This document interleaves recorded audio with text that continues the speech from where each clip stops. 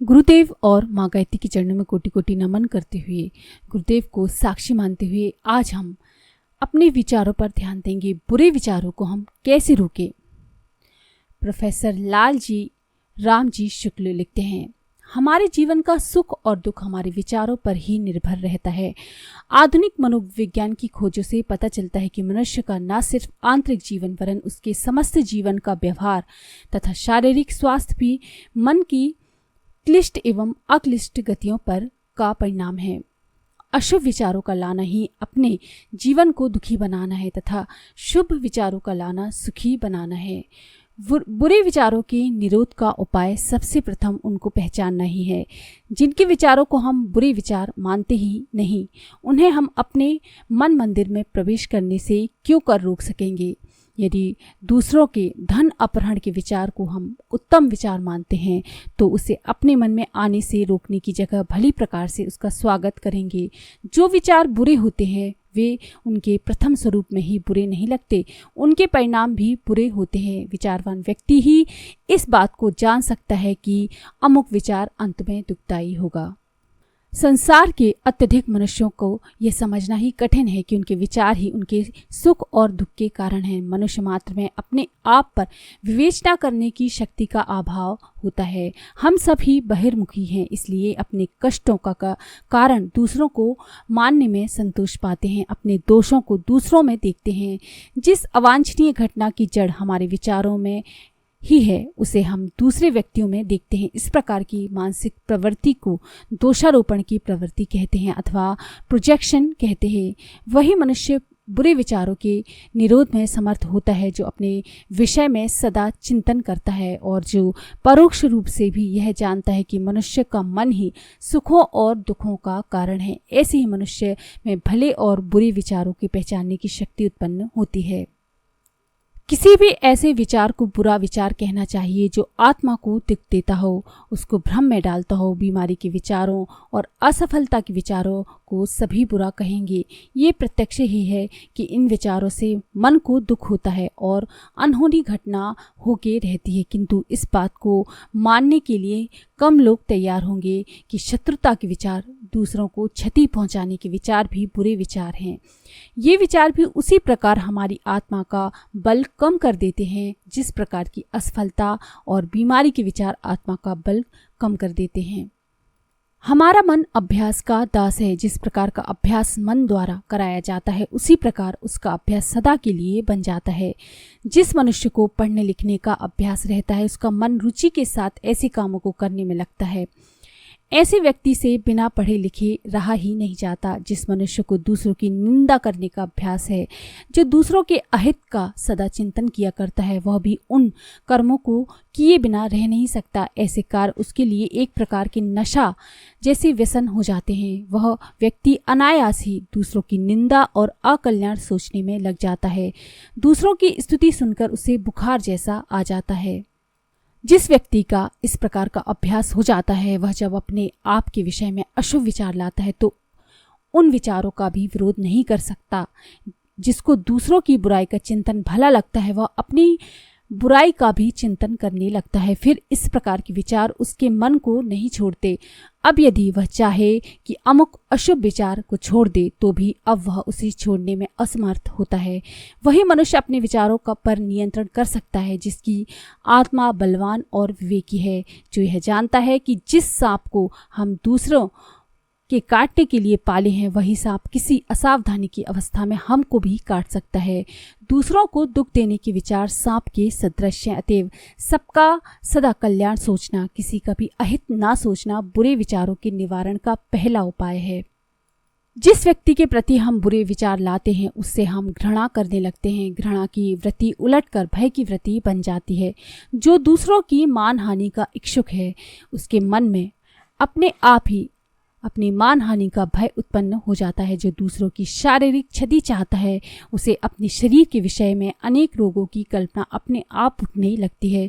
जो दूसरों की असफलता चाहता है वह अपनी सफलता के विषय में संदेहात्मक हो जाता है। हमें यहाँ ध्यान रखना चाहिए कि कोई भी भावना व्यक्ति विशेष से संबंधित नहीं रहती। हम किसी समय एक विशेष व्यक्ति से डर रहे हों। संभव है वह व्यक्ति हमारा कुछ भी बुरा ना कर सके, वह किसी कारण से हमसे दूर हो जाए, किंतु इस प्रकार व्यक्ति विशेष से दूर हो जाने पर हम अपनी दुर्भावना से मुक्त नहीं होते। ये भावना अपना एक दूसरा विषय खोज लेगी। अब हम जितना भय पहले व्यक्ति से के प्रति रखते थे उतना ही दूसरे के प्रति रखने लगेंगे। दूसरों को अपने समीप से चले जाने की चाह ना रखकर उसे अपने बुरे विचारों को ही विदा कर देना चाहिए। स्थान के बदल देने से भी दुखी मनुष्य सुखी नहीं हो सकता। जैसा कि इमर्सन महाशय ने लिखा है, उसका भूत सदा ही उसके साथ चलता रहेगा। वह जहाँ भी जाएगा वहीं अपने दुखों को पाएगा। यदि कोई मनुष्य सुखी हो सकेगा तो परिस्थिति परिवर्तन से नहीं, अपने आप के परिवर्तन से। बुरे विचार को प्रवेश को रोकने का उपाय ये है कि मनुष्य सदा अपने आप को किसी न किसी भले काम में लगाए रहे। श्रीमद् भागवत में जो मन रूपी भूत को वश में करने का उपाय बताया गया है वो बड़ा ही शिक्षाप्रद है। मन को सर्वदा नेक कामों में लगाए रहने से ही वह बस में रहता है। एक मेरे परिचित देश सेवक सज्जन एक दिन कुछ लोगों के बीमार होने पर बातचीत करते समय कहने लगे कि आप लोगों को बीमार होने की फुर्सत कहाँ से मिल जाती है, हमें तो बीमार होने की फुर्सत ही नहीं मिलती।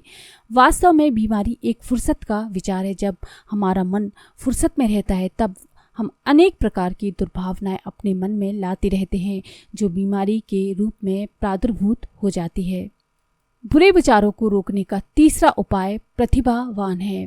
प्रत्येक मनुष्य को अपने आप के प्रति सचेत रहना चाहिए। जब भी कोई विचार उसके मन में आए उसे उसका भली प्रकार से निरीक्षण करना चाहिए। संभव है कि जिसे वह अपने कल्याण का विचार समझता है वही उसके अकल्याण का विचार हो। शत्रु के प्रति घृणा करना ये हमारे मन का सहज स्वभाव है, उसका अकल्याण चाहना स्वाभाविक है। विचारवान व्यक्ति को शत्रु के गुणों का चिंतन करना चाहिए।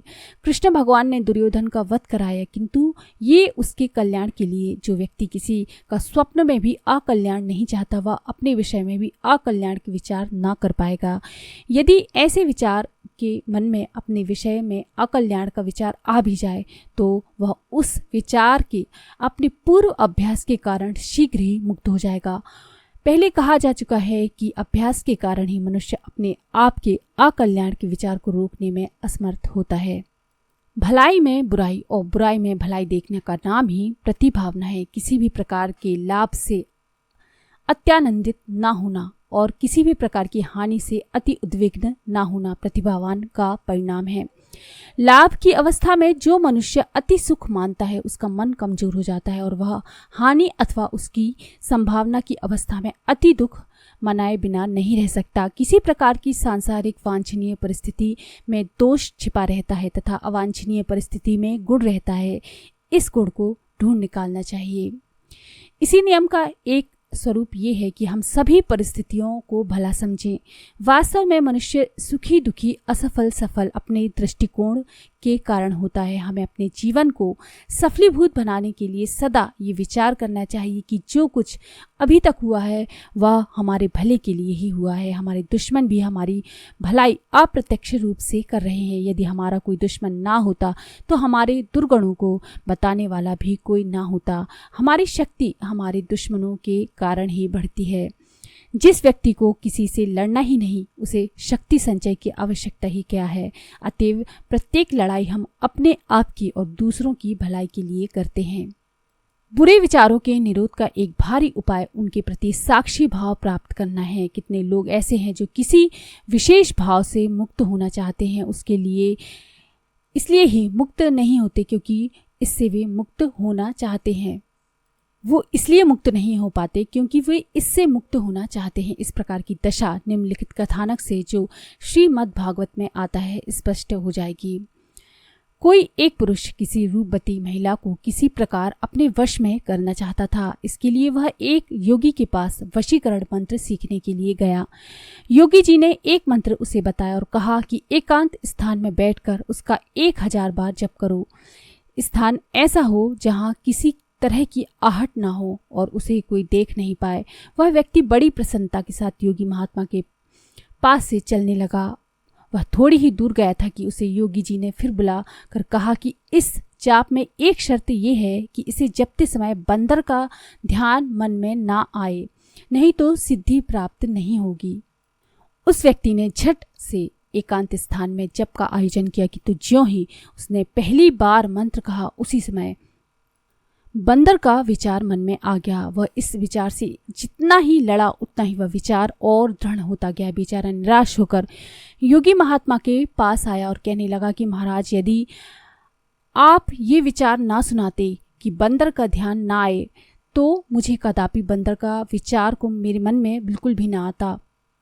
लेकिन अब तो हम जितना ही बंदर के विचार आने देने से रोकते हैं उतना ही वह और दृढ़ होता जाता है।